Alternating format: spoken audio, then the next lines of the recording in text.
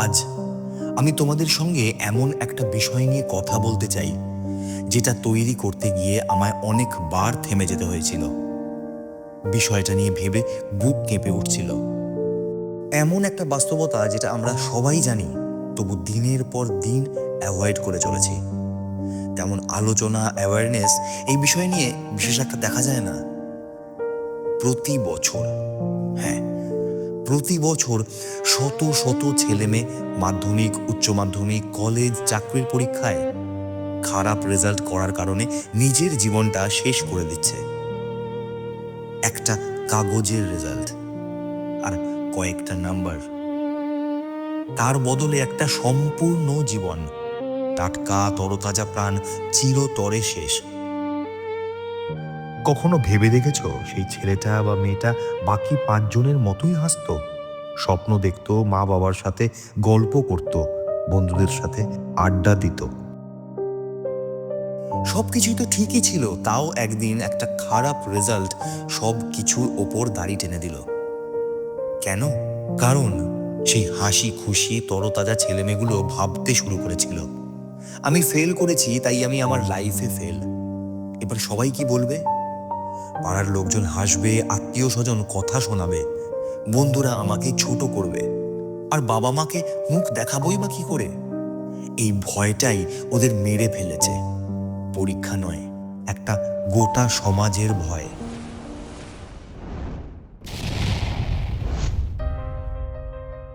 এখন একটা প্রশ্ন করি তোমাদের, এই পৃথিবীতে এমন কোনো পরীক্ষা আছে যেখানে পাশ না করলে জীবন শেষ হয়ে যাবে? উত্তরটা জানো? এই প্রশ্নের উত্তর কেউ দিতে পারবে না, কারণ জীবনের সবচেয়ে কঠিন পরীক্ষাগুলো কখনোই মার্কশিটে লেখা থাকে না। পরীক্ষা একটা অধ্যায়, আর আমাদের লাইফ বা জীবন গোটা একটা বই। একটা অধ্যায় খারাপ গেলে কি পুরো বইটা ছিঁড়ে ফেলা যায়? না, ছিঁড়ে ফেলা যায় না। জীবনে বারবার নতুন অধ্যায় আসে, নতুন সুযোগ আসে, নতুন রাস্তা খুলে যায়, আর এটাই তো জীবন। কিন্তু এই কথাটা পরিস্থিতির চাপে সবচেয়ে বেশি ভুলে যায় যারা সবচেয়ে বেশি চাপের মধ্যে থাকে, পরীক্ষার ফলের আশায় থাকা ছাত্র ছাত্রীরা। তবে চাপটা আসে কোথা থেকে?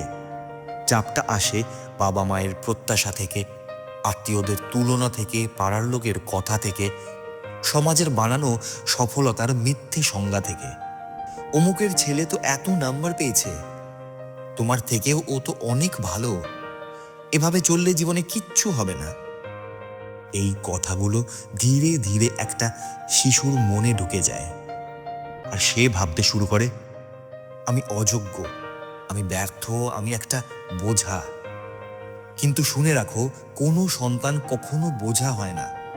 আমরাই মিথ্যে প্রত্যাশার পিছনে ছুটতে গিয়ে ওদের বোঝা বানিয়ে দিই। তাহলে খারাপ রেজাল্ট মানেই খারাপ জীবন? না, একদমই না। একটা পরীক্ষায় খারাপ রেজাল্ট এই কথা কখনোই প্রমাণ করে না যে তুমি জীবনের পরীক্ষাতেও খারাপ করবে।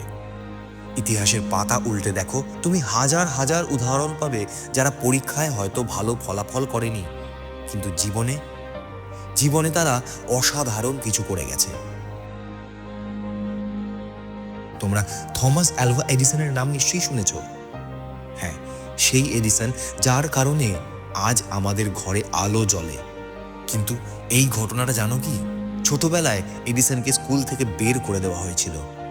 তার শিক্ষক চিঠিতে লিখেছিলেন যে এডিসন মানসিকভাবে অত্যন্ত দুর্বল এবং তাকে দিয়ে পড়াশোনা হবে না। এডিসনের মা সেই চিঠিটি পড়ে এডিসনকে বলেছিলেন, শিক্ষক লিখেছেন, তুমি এতটাই বুদ্ধিমান যে তোমাকে পড়ানোর মতো কোনো শিক্ষক ওই স্কুলে নেই। কি অসাধারণ বিষয়টা না? একটা ছোট্ট কথা, একটা ছোট্ট লাইন যেন পুরোপুরি ঘটনাটাকেই বদলে দিল। ভাবতে পারো, যে মানুষটা পৃথিবীকে আলো দিল তাকেই বলা হয়েছিল অযোগ্য, দুর্বল। তার মা কিন্তু হার মানেননি। তিনি এডিসনকে বাড়িতে পড়াতে শুরু করলেন, ভরসা রাখলেন, বিশ্বাস রাখলেন। এডিসন হাজারবার ব্যর্থ হয়েছেন, হাজারবার। একবার এমনই কেউ একজন তাকে বলেছিল, তুমি এতবার ফেল করছো তবু চেষ্টা করছো কেন? এডিসন বলেছিলেন, আমি ফেল করিনি, আমি শুধু 10,000টা উপায় খুঁজে পেয়েছি যেগুলো কাজ করে না। এই মানসিকতাই একটা মানুষকে ইতিহাসের পাতায় জায়গা করে দেয়। গোটা পৃথিবীর দিকে একবার চোখ বুলিয়ে দেখো। সচিন টেন্ডুলকার কি পড়াশোনায় খুব ভালো ছিলেন? বা স্টিভ জবস কি বড় কোনো ডিগ্রিধারী ছিলেন? বিল গেটস তো কলেজ ড্রপ আউট ছিলেন। তারা সবাই তাদের প্যাশন এবং লক্ষ্যের প্রতি স্থির ছিলেন। পরীক্ষায় প্রাপ্ত নাম্বার তোমার মেধা যাচাইয়ের একটি মাপকাঠি হতে পারে মাত্র, কিন্তু তোমার ব্যক্তিত্ব, সৃজনশীলতা এবং পরিশ্রম করার ক্ষমতা যাচাই করা পৃথিবীর কোনো পরীক্ষার নেই। জীবনে সৎ মানুষ হওয়া এবং পরিশ্রমী হওয়াটা সব থেকে জরুরি। তাই যদি তুমি পরীক্ষায় ফেল করো, খারাপ রেজাল্ট করো, নিজেকে প্রশ্ন করো না আমি কেন এমন, বরং এ কথা নিজেকে বারবার বলো, আমি আবার চেষ্টা করব, আমি সৎভাবে চেষ্টা করব। চেষ্টা করো নিজের সাধ্য মতন। পরের পরীক্ষায় ভালো করার চেষ্টা করো, কিন্তু নিজের সাধ্যের বাইরে গিয়ে নয়। নিজের লক্ষ্য স্থির রাখো, নিজের গতি বুঝে চলো। কেউ আগে সফল হয়, কেউ পরে, তাতে কারো মূল্য কমে না। এই পৃথিবী কোনো প্রতিযোগিতার ময়দান নয় যে প্রমাণ করতে হবে কে আগে বা কে পরে। প্রত্যেকের সাফল্যের একটি নিজস্ব মাপকাঠি থাকে। অন্যের সাফল্যের নিরিখে কখনো সেই মাপকাঠি যাচাই করা উচিত নয়। এবার একটু বাড়ির বাবা মায়েদের সঙ্গে কথা বলি। আপনাদের সন্তান মেশিন নয়, ওরা মানুষ। ওদের অনুভূতি আছে, ভয় আছে, চাপ আছে। আপনারা যদি সবসময় নাম্বারের কথা বলেন, তুলনা করেন, ভয় দেখান, তাহলে হয়তো একদিন আপনার সন্তানের সেই প্রিয় হাসিটাই সে লুকিয়ে ফেলবে, আর সেই লুকোনো হাসির আড়ালেই জমে উঠবে নীরব কান্না। দয়া করে অযথা চাপ তৈরি করবেন না। ভালো করে বোঝান, শুনুন কি বলতে চায় আপনার সন্তান। সময় দিন ওকে। বিশ্বাস করুন, এই ভালোবাসাটাই ওদের সবচেয়ে বড় শক্তি হবে। যদি কখনো মন খারাপ লাগে, চুপ করে থেকো না, কারো সঙ্গে কথা বলো।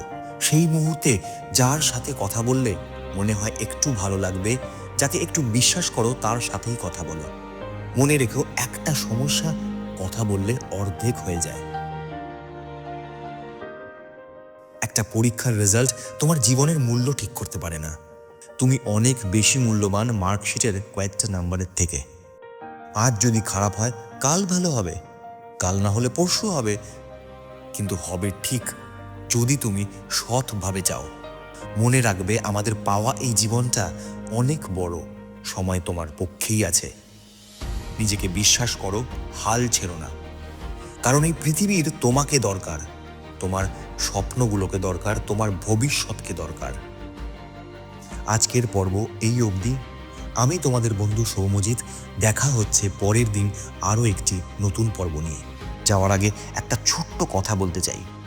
আজকের পর্বটা যারা শুনছো, তোমাদের পরিচিত যদি কেউ কোনো পরীক্ষায় খারাপ ফল করার জন্য কোনো সমস্যায় থাকে, পারলে তাকে আর তার বাড়ির লোককে এই পর্বটা অবশ্যই শুনিও, যাতে পরিস্থিতির চাপে সে কোনো ভুল সিদ্ধান্ত নিয়ে না নেয়।